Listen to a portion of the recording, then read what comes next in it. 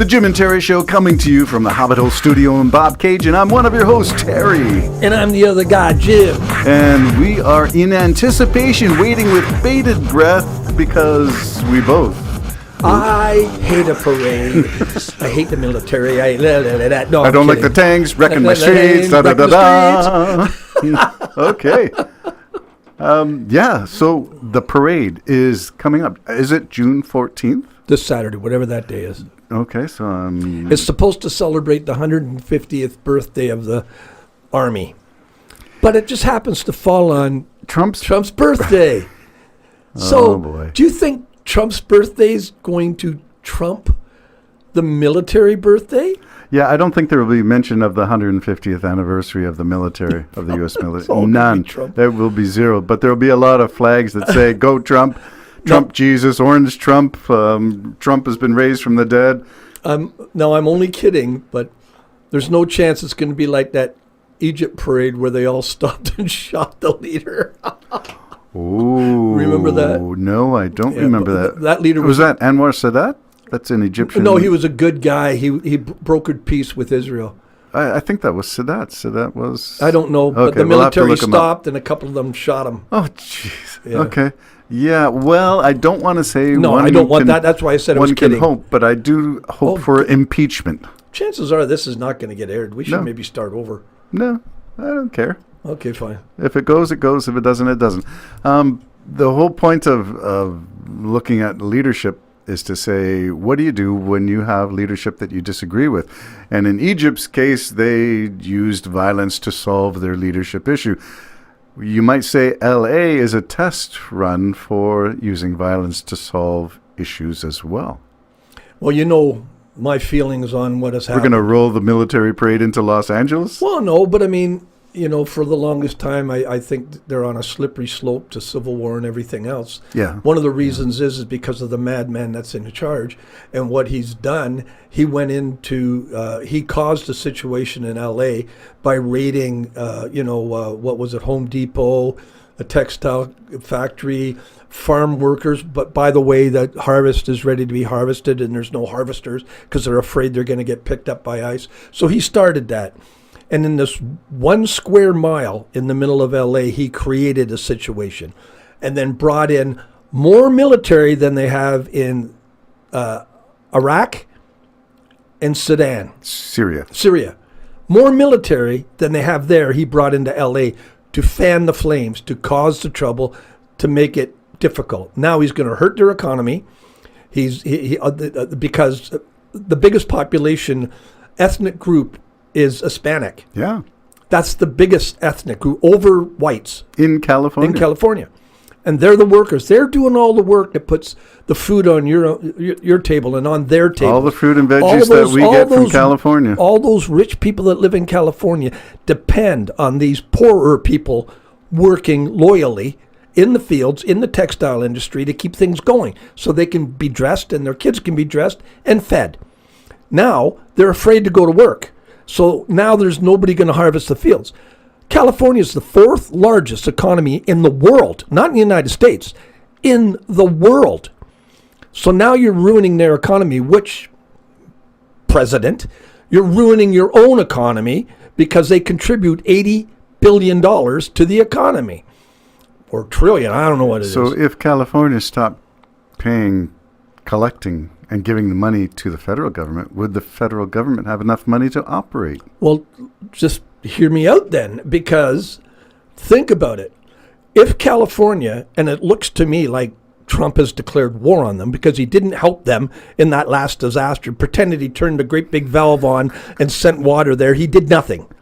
So Canada did more for California. This was during the California wildfires of last... Yeah, and the people who lost their houses never did get subsidized, all the rest of it. Now he's gone in with the military, and it's going to hurt their economy bad. Never mind hurting the American economy, but now you got the most populated place in America with the 4th largest economy in the world. They've got a decision to make. If our own government, federal government's going to destroy us, let's separate. No, seriously. So going the way of Alberta or Quebec? Going to Quebec or Alberta, but with taking with them a huge Hispanic economy. workers? Oh. And all the Hispanics, as you pointed out, really were the founders of California, Right. New Mexico, and Los Angeles is Spanish. Spanish. Well, Santa Las Monica, Vegas. all of this, right? All of this, all named Spanish So names. I can see that, and you're going to have loyalists to California, which happen to be Hispanic, are going to be defending that state. So you've got a couple options here, America. Remove this guy, vote him out before he destroys your economy. Remember, You're please speaking remember of the this. federal leadership. Please remember this, people. Everyone who associates himself with Trump, every business that gets involved with Trump fails, comes to ruin. Not Trump. Him and his family, they walk always away escape. laughing with the money. Yep. But everybody else fails. So just remember that. Get that guy out of there. The book is by Rick Wilson. We quote it often. Everything Trump touches. Well, I like to use my wife's version of that title. Everything Trump touches turns to yeah. It doesn't just die. Somebody reminded me recently of the number of business failures of Trump. It's quite extraordinary to see all the failures, all the bankruptcies of Trump. I don't even know, but I think everything. Well, as we're talking about economic benefits of California to the Federation, the United States He's Federation already hurting of his states, economy on this. He's hurting the union. Yeah. Because he doesn't think beyond his own ego. No, it doesn't think beyond himself, yes, and behind every transaction he makes is a quid pro quo. If I do this, what are you going to give me? Yeah. Or you have to come on bended knee, kiss the ring or the other parts, and say, I am offering you this, oh great and mighty Oz. Yeah, that's it. That's it. Yeah. He really wants to be worshipped. Wait till that day. You and I will live to see The it. golden calf will be the golden orange wait Jesus and see. elevated. You wait and see. Is he going to come like from the, I don't know, the name of the show, the Great Gemstones or the Almighty Gemstones or whatever it is? Are they going to rise from a podium? He's going to be elevated up above and they'll dangle him with wires and he will be the orange Jesus raised. I'm positive he'll exalt himself above God, above Jesus. Wow, that's pretty wild. I'm positive. But we'll wait and see about that. But the bottom line is California's facing a dilemma. Trump has declared war on him, as he has declared war on Canada, by the way. Do you really think separation is a California dream? If you're going to have a dictator, and I don't believe Trump has any plans on leaving until they would rather leave than fight, secede rather than go to a federal court and U.S. Supreme Court. Okay.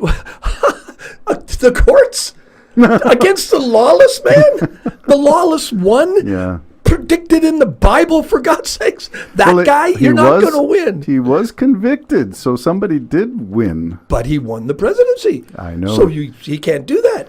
And the 12.5 people that were protesting in California are insurrectionists. But the 1,500,000 that went against the Capitol, well, they were just on a picnic. It was a sightseeing mission. This is insanity. Well, we did talk about the rewriting of history being one of the hallmarks of an authoritarian regime. Yeah. You get to change the way history is taught, the way it's perceived. So when you remove people from office, and RFK Jr. just recently fired the whole panel that advises on vaccines and instead has hired a whole bunch of anti-vaxxers to advise on vaccine. And he said, this is how we make America healthy again. One of those advisors believes that the COVID vaccine turned people, gave them AIDS. Yeah, imagine that. Imagine giving AIDS. From the vaccine. Well, that's one of the advisors now. They fired the professionals, world-renowned. Yep. They fired them, and they've got these wackos in charge. And it's like that comedian said. The comedian said that way back on Saturday Night Live, or I wish I could remember the skit because I'd play it for you. Last thing she did, they were door-to-door canvassing. I guess it was his first election. And she turned around and said, he's going to kill us all. And now you look at it, because he don't care.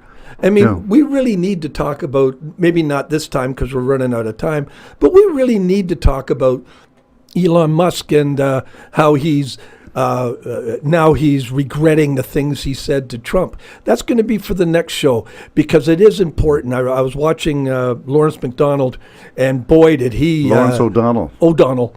And MSNBC. boy, did he spelt it up, and he was mad. Well, he was furious. You got me listening to Lawrence O'Donnell again.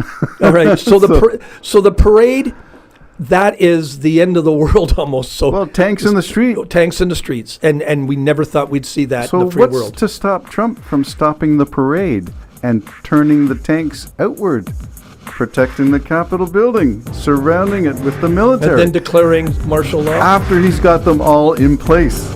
Stay tuned. Stay tuned. The Jim and Terry Show, pondering the impossible, the scary. We don't want to carry that load. Bye-bye. I don't want to carry this load. Though the sweat of my brow and the toil of my hands has got me so far into this promised land.